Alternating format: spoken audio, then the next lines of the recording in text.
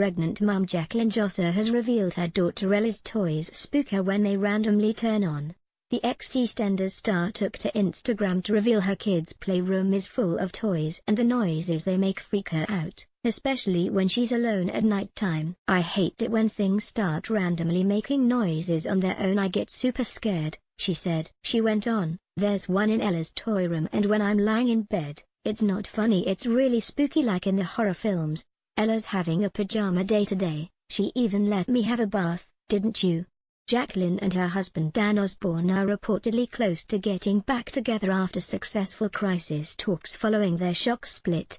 The celebrity couple were reported to be taking a break from their marriage, but they were spotted enjoying a picnic date together in a park earlier this month. Former The Only Way Is Air's star Dan moved out of the marital home, but it seems the meeting was a success and their friends and family are rooting for them to reconcile. A friend told The Sun Online, "Dan and Jacqueline are working on their problems and everyone is hoping they will be able to get through this. Every relationship goes through tough times but it seems more positive now.